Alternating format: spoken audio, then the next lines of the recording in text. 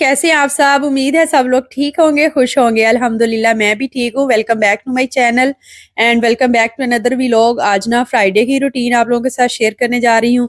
नाश्ता जो है वो मैंने आज हल्का-फुल्का सा ही रखा हुआ था। काफ़ी दफ़ा मैं बता चुकी कि नाश्ता हम लोग फ्राइडे को हल्का-फुल्का क्यों करते हैं।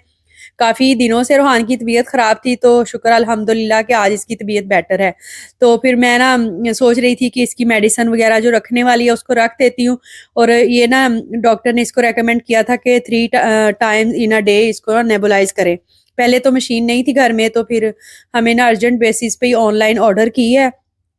तो चूँकि ये पोर्टेबल सी है, तो इस वज़ह से ना मेरा दिल कुछ मुतमिन नहीं था कि पता नहीं ये सही से वर्क करेगी या नहीं। तो फिर दोबारा से हम लोग ना गए डॉक्टर के पास, तो उन्हें हमने चेक करवाई कि ये सही से वर्क कर रही है या नहीं। तो उन्होंने कहा कि बिल्कुल ये सही काम कर रही है, आप इसको यूज़ करें। मतलब मुतमिन होके कर सकते हैं। ये ना सेल भी इसमें यूज़ होते हैं, और सेकंड ये कि सी टाइप चार्जर जो है वो लगता है इसके साथ, इसके अंदर से ही चार्जर भी निकला है। मतलब सिर्फ़ वायर ही निकली है। तो साथ में ना उन्होंने 2 इसके मास्क दिए हुए हैं, छोटे वाले भी और बड़े वाले। एक बड़े वाला, एक छोटे वाला। तो आपने अगर अल्लाह ना करे कि किसी को ज़रूरत हो और किसी का बच्चा बीमार हो, लेकिन आजकल जो बीमारियों के हालात चल रहे हैं ना घरों में, इस तरह की चीज़ें ना रखना मस्ट ही हो गया है।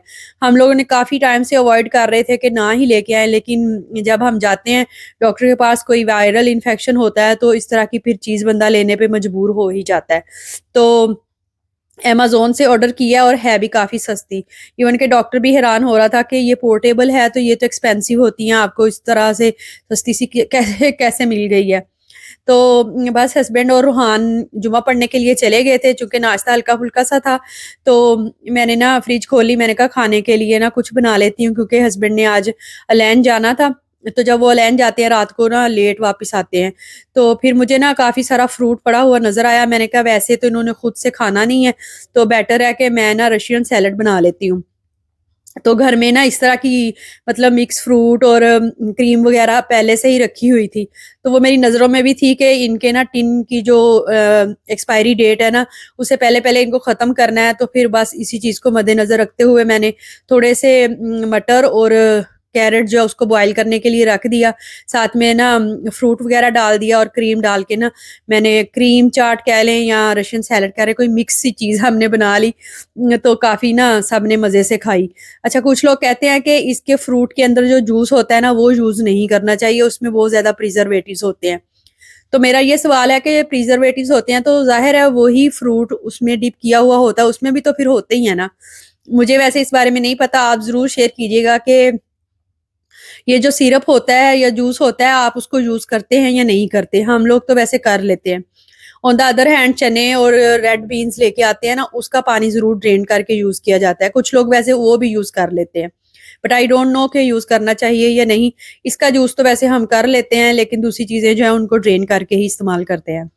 चाट मैंने पहले से ही बना के ना फ्रिज में रख दी थी, तो ताकि वो सही से चिल हो जाए, जब ये लोग आए वापस तो फिर खा सकें। मैं फिर नमाज से फारिग हुई, तो उसके बाद फिर मैंने ना किचन वगैरह क्लीन कर लिया। उसके बाद बर्तन मैंने धोने थे, उसके बाद ही कोई ना दूसरे कामों की तरफ सिलसिला शुरू होना था।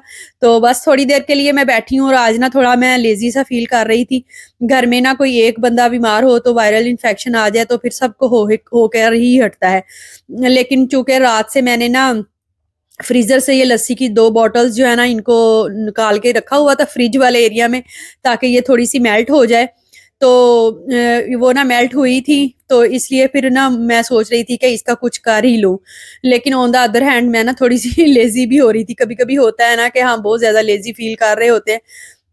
अच्छा जी, आपके साथ शेयर करती चलूँ, मेरी 3 सब्सक्राइबर्स हैं जिन्होंने मेरे वीडियोज़ पे कंटिन्यूअसली कमेंट्स किए हैं, तो फिर मैं चाह रही थी कि उनका नाम ज़रूर लूँ अपनी व्लॉग्स में, ताकि वो लोग भी खुश हो जाएँ और उन्हें मैं वेलकम भी कर सकूँ।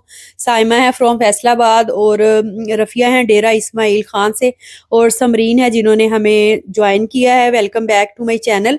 और होपफुली आप लोग आइंदा भी मेरे व्लॉग्स जो है ना वो देखते रहेंगे, और इसी तरह से लाइक और कमेंट भी करते रहेंगे। आज भी जो लोग फर्स्ट टाइम मेरे चैनल को विज़िट कर रहे हैं, आपको वीडियो अच्छी लगे तो लाइक ज़रूर कीजिएगा, और अगर चैनल पे न्यू हैं तो सब्सक्राइब किए बिना मत जाइएगा। हम जिस दुनिया में रहते हैं ना, वहाँ अप्स एंड डाउन होना एक बिल्कुल नॉर्मल सी बात है। अब अगर हम ये सोचना शुरू कर दें कि I am a super woman, और मुझे तो हर चीज़ में परफेक्शन ही चाहिए, मतलब मुझे हर चीज़ में परफेक्ट ही होना है, तो ऐसा मुमकिन नहीं है। कभी कभी हम लेजी फील कर रहे होते हैं, कभी कभी हम बहुत ज़्यादा एनर्जेटिक होते हैं, लेकिन हमें इस चीज़ को भी एडमिट करना चाहिए कि हम इंसान है, रोबोट नहीं है। हमारी एनर्जी जो है वो हर टाइम एक जैसी नहीं रह सकती। जैसे कि मैं आज बिल्कुल लो फील कर रही थी, तो मेरा दिल नहीं कर रहा था कि मैं ना आज उठ के कुछ करूं। इस सुपर लेडी बनने के चक्कर में हम खुद को और खुद के अंदर के एक ऐसे इंसान को बिल्कुल ही मार डालते हैं, जो कि कभी कभी बहुत ज्यादा लेजी फील कर लेता है, और कभी कभी तो दिल करता है कि खाना भी बाहर से ही ऑर्डर कर लें और घर में ना ऐसे ही बिला वजह लेजी होके बैठे रहें। आपके साथ भी होता होगा ऐसे। जब कोई पूछता है ना हमें कि आज तुम्हें क्या हुआ है, तुम क्यों इस तरह से लेजी होके बैठती हो, तो दिल यही करता है कहने को कि आई डोंट नो कि आज क्या हो रहा है, क्या चल रहा है, लेकिन बस उठने को दिल नहीं कर रहा। तो ऐसे में ना अपनी इस सिचुएशन को एडमिट करते रहना चाहिए and do whatever you want to do. ये दुनिया दुनिया आपने अपने शोल्डर्स पे नहीं उठाई हुई, जमाना रुकने वाला नहीं है। सो अपने दिल की माने and do whatever you want to do. You know, आपके चिल मारने से, एक दिल चिल करने से आपके घर का निज़ाम बिल्कुल भी खराब होने वाला नहीं होता। अपनी ज़िंदगी के हीरो खुद बने और दूसरों को फॉलो करने की कोशिश मत करें कि दूसरे सुपर लेडी हैं तो आपको भी सुपर लेडी ही बनना है। तो लिहाजा अपनी सिचुएशन को समझना चाहिए और अपने हिसाब से चलना चाहिए। लोगों की परवाह ना करें, और यू नो कि इस सुपर लेडी बनने के चक्कर में हम अपनी लाइफ की कभी-कभी बहुत सारी खुशियाँ जो है ना उनको भी गवा बैठते हैं, लेकिन लोग कभी भी एडमायर नहीं करते। और कुछ लोग तो इस तरह के भी होते हैं कि वो कभी भी इस चीज़ को एडमिट नहीं करते कि आपने उनके लिए कुर्बानी दी है। जिस तरह से एक मक्खी होती है ना, पूरे जिस्म को छोड़ के वो हमेशा ज़ख्म पे ही बैठती है, मतलब बुरी जगह ही ढूँढती है बैठने के लिए। इसी तरह से कुछ लोग भी इस तरह के होते हैं कि आप में हमेशा बुराई तलाश करने की कोशिश करते हैं। वो ये नहीं देखेंगे कि आपने किचन क्लीन किया है, आपने कभी धोने वाले बर्तन किचन में नहीं छोड़े। वो ये ज़रूर देखेंगे कि ये ज़रूर सोचेंगे या ये ज़रूर बात करेंगे कि अच्छा बर्तन धोए हैं तो बहुत ज़्यादा शोर हो रहा था। और जिस तरह से एक मिसाल है ना कि हाँ जी, आटा गूँथती हो तो हिलती क्यों हो? ये नहीं देखेंगे कि आप आटा गूँथ रही हैं, लेकिन उन्हें हिलने पे ज़रूर एतराज़ होगा। इसी तरह से लोग ये नहीं देखते कि आपने बड़े अच्छे कपड़े धोए हैं, वो ये ज़रूर देखेंगे कि हाँ, कपड़े धोए हैं लेकिन उसमें अपने सारे कपड़े गीले कर लिए हैं। तो ज़ाहिर है जब हम बर्तन धोएँगे तो शोर तो होगा, अगर हम कपड़े धोएँगे तो हमारे कपड़े गीले तो होंगे। लेकिन ये ना अपनी-अपनी मेंटालिटी है जो लोग शो करवाते हैं अपनी इस तरह की बातों को सुनाकर। लोग ये नहीं देखते कि इसने ना खुद की परवाह नहीं की और ये वाला काम जो है ना उसको फिनिश कर लिया है। तो लोगों की एडमायरेशन, लोगों की एप्रिसिएशन को सोचने की बजाय leave such kind of persons and do whatever you want to do. मैंने भी अच्छी तरह से रेस्ट की है। उसके बाद फिर मैंने सोचा कि चलो चूँकि लस्सी निकाल के रखी हुई है तो मैं ना बना ही लेती हूँ। उसका एक फ़ायदा मुझे ये भी होने वाला था ना कि जब इस तरह की अच्छी खासी मेहनत कर ली जाती है किचन में, तो फिर नेक्स्ट डे जो है ना खूब रेस्ट करने का मौका मिल जाता है। तो बस मैंने भी इसी तरह से पहले खूब रेस्ट किया है और उसके बाद फिर मैं किचन में आई हूँ। तो सफाई वगैरह का काम तो इतना ख़ास था नहीं, और एंड यू नो कि ये जो कढ़ी का काम होता है ना वो काफ़ी लंबा होता है, तो इसलिए मैं पहले ही रिलैक्स होके किचन में आई थी। मैंने चाय बनाई है अपने लिए, और सोचा तो मैंने ये था कि मैं ना एक साइड पे कढ़ी बनने के लिए रख दूँगी, दूसरी साइड पे पकोड़े बनाऊँगी, साथ में ना चाय बना लूँगी। पकोड़े खाऊँगी, साथ में चाय ना एन्जॉय करूँगी। लेकिन चाय मेरी बन गई थी, और आजकल ना बड़ी भाग-दौड़ लगी हुई है। दिन छोटे हो गए हैं ना और विंटर शुरू हो रहा है, तो अज़ान बहुत जल्दी-जल्दी हो जाती है। एक नमाज़ पढ़ के आओ तो थोड़ा-सा ही काम अभी होता है, तो नेक्स्ट नमाज़ का टाइम हो जाता है। तो बस इसी भागम-दौड़ में ना चाय मेरी रेडी हो गई, लेकिन पकोड़े अभी मेरे बने नहीं थे। तो ख़ैर, ये जो कढ़ी होती है ना, इसका काम भी ये होता है कि जब तक ये सही तरह से ना बॉयल आने के बाद पकनी ना स्टार्ट हो जाए, इसके पास से आप बिल्कुल नहीं हिल सकते, वरना ये ना उबल के बाहर आ जाती है। तो बस उसी चक्कर में मेरी चाय वहीं पे फिनिश हो गई थी। तो फिर मैंने कहा चलो पकोड़े का सामान जो बनाना है ना वो बैठ के ही बना लेती हूँ, थोड़ी रेस्ट भी हो जाएगी। हस्बैंड चूँकि घर नहीं थे तो लंच वग़ैरह बनाने का भी कोई ऐसा नहीं था कि मस्ट टाइम पे ही बनना है। तो रुहान का तो कोई ऐसा नहीं होता, उसको भी कितने दिन हो गए मैंने ना रोटी वगैरह नहीं दी, क्योंकि उसकी तबीयत ठीक नहीं है और गला भी काफ़ी ज़्यादा ख़राब है उसका। मॉर्निंग में भी उसने ना ब्रेड ही खाई थी और बाद में मैंने उसको ना सैलड और थोड़ा ना फ्रूट वगैरह दे दिया था। अच्छा, मैं आपको टिप देती चलूँ कि इस तरह से जब हम किचन में काम कर रहे होते हैं ना, तो आप सैलड और फ्रूट का ना एक छोटा-सा बाउल बना के अपने पास रख लें, तो इस तरह से ना खाया जाता है, मतलब चलते-फिरते आप ईज़ी होके खा सकते हैं। जिस तरह से मैंने थोड़ा-सा खीरा कट किया और साथ में ना एक एप्पल कट करके उसमें फ़ोर्क रख लिया, तो वो ना इस तरह से खाना काफ़ी ईज़ी हो जाता है। और मैंने ना वैसे भी आज दोपहर का खाना मिस कर दिया था, क्योंकि मुझे पता था कि पकोड़े बनने हैं, तो बाद में चलो मैं खा लूँगी।